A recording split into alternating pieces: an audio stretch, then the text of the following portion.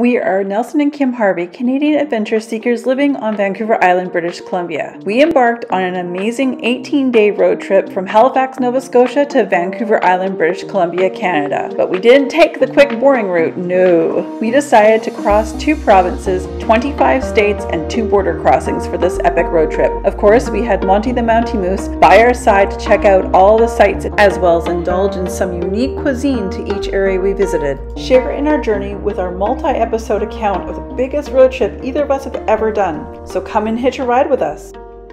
All right, everyone.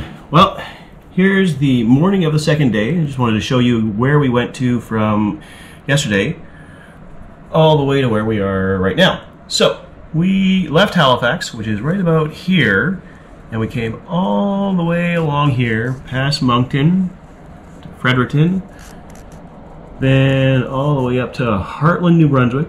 It's right there. We came back down, came down here, all the way down the I-95 corridor, and then we went into past Portland.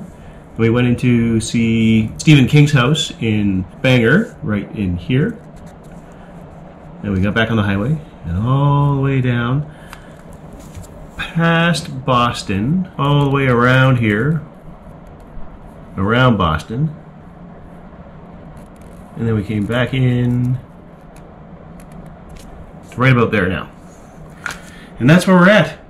And that took like 16 hours. And today we should be going all the way down through here past New York, then all the way down past Philadelphia, Baltimore, and into Washington, D.C.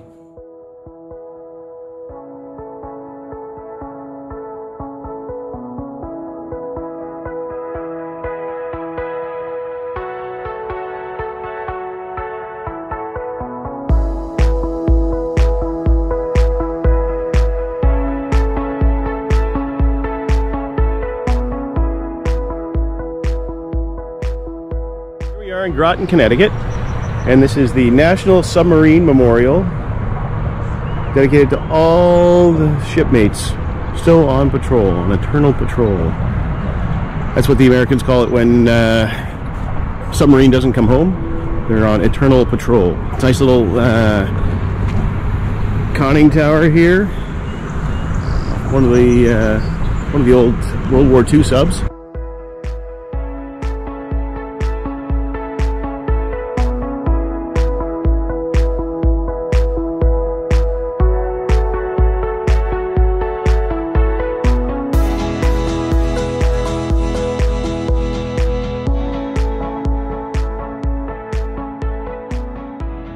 The Wall of Honor for all the submariners that died during World War II.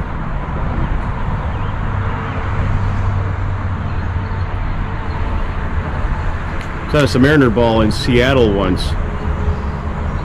and they get you to stand up, and they toll the bell for every single submarine that sank, never came home, was on eternal patrol. An old Mark 14 Mod 1 torpedo. Just to give you an example of how dangerous this was, USS Tulibi, SS-284, sunk March 26, 1944 by its own torpedo north of Palau on the 4th Patrol, 79 souls, 1 survivor. That's impressive that there was a survivor.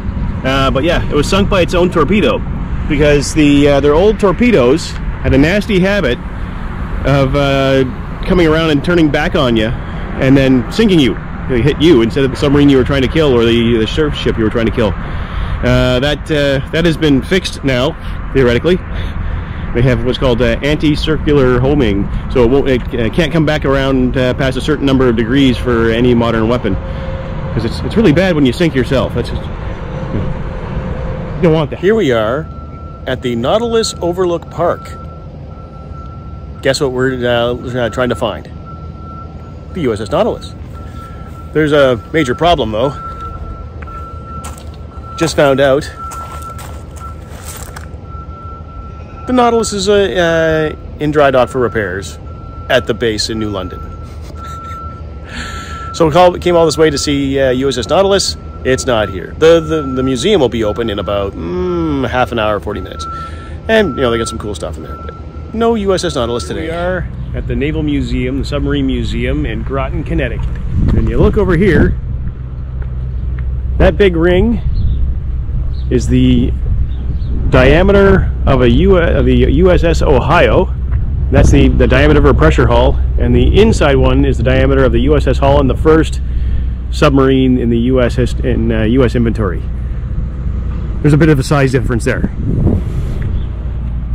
And you see over here, you got the submarine garden. You got a Japanese World War II mini sub over there. The Americans call this the sail, we call it the fin. But the NR-1 was an experimental submarine. Go down and do really cool things on the ocean bottom. Look at this thing. It's like an autonomous underwater drone. The USS X-1. SSX-1 was the first midget submarine built by the U.S. Navy, designed to penetrate enemy harbors and conduct offensive operations against moored ships and support facilities. And now I've seen one of these before in Guam. This is a Japanese mini sub of the kind that tried to get into Pearl Harbor during the Pearl Harbor attacks. Well, the USS Nautilus may not be here, but here are two of her screws they used to use between 1954 and 1980. Now, if anybody doesn't know, the USS Nautilus was the world's first nuclear-powered submarine. And Admiral Rickover was the admiral in charge of all nuclear submarine program in the entire United States. And he was also got himself into a spot where he was in charge of all nuclear material in the U.S. So it was a bit of a conflict of interest there, but that's why the reactors that the Americans used for a very long time were a direct result of the nuclear propulsion systems that were inside their nuclear-powered submarines. The United States Navy Submarine Force Library Museum is located on the Thames River in Groton, Connecticut. It is the only submarine museum managed exclusively by the Naval History and Heritage Command Division of the Navy. This makes it a repository for many special submarine items of national significance, including USS Nautilus. Visitors may take a 30-minute self-guided audio tour of the Nautilus. That is when it's actually there, unlike the time we were here. So definitely check ahead, Google, do your phone calls, whatever you need.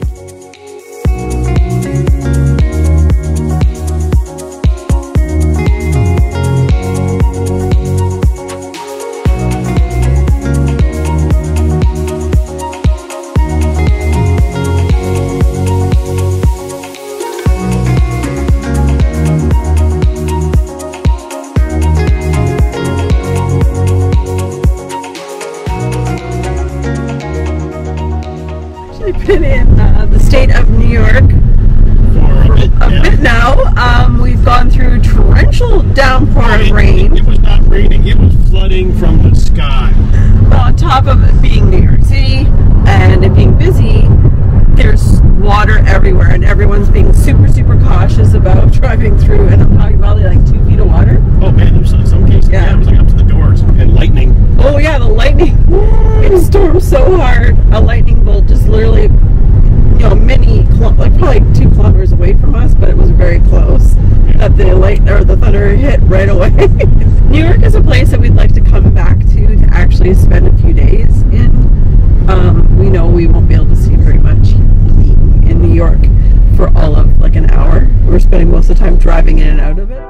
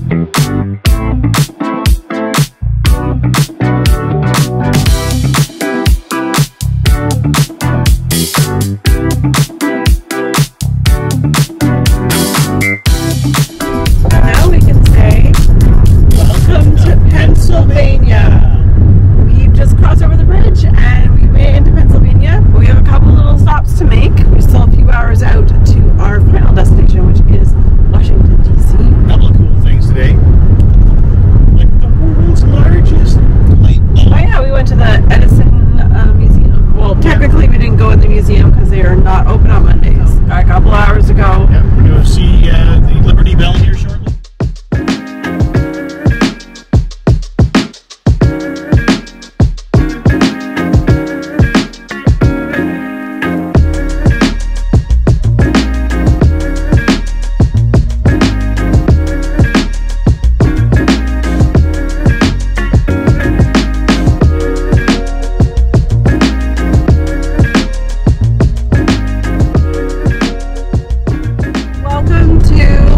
Delaware.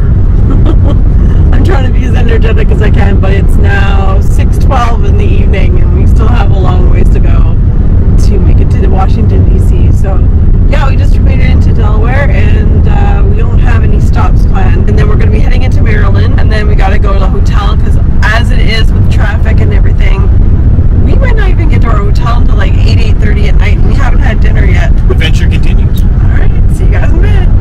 Welcome to Maryland. So we're in the state of Maryland now. The states are coming really close together now, and we're just driving along. What's with the tolls, man? We have paid probably close to 30 American dollars now. Easy today.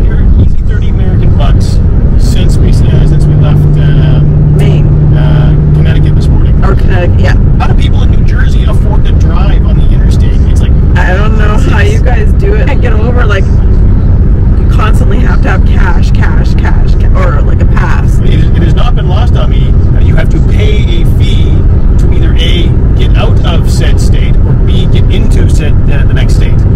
Every single time. It's like, Cash grab. Yep, there's the exit tax, as it were, on the highway. It's like, what the hell?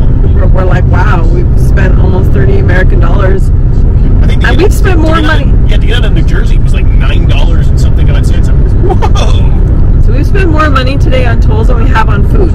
Oh, absolutely. 100%. We have barely bought any food today. We're just sitting in the car, but gone for breakfast. We got a quick little Starbucks coffee just to get a little perk up this afternoon. And yeah, it's expensive, you guys. How do you do this? But anyway, not to dwell on that, we are on our way. We're in Maryland. We're going to try to stop at a Starbucks in 40 minutes, our map says. Yep. And then after that, I think we're just driving right into DC. So and that'll be the end of pretty much the day. Yeah, we're going to go see the, I think it's Fort McCann, but we ran out of time. Fort McCann is where the battle, one of the battles of the War of 1812 was fought between the British and the Americans, and that's where the song, the Star Spangled Banner, was written for this during the fight. So when the British were trying to pound this fort to dust, they kept the Star Spangled Banner up in the air, and it proved through the night, through the rocket's red glare, that the flag was still there. So it was literally a piece. Buddy watched it all happening and wrote this all down. We're gonna keep on driving. Next episode, Nelson, Monty, and I set off to explore the National Mall in Washington, D.C. and check out all the historical sites.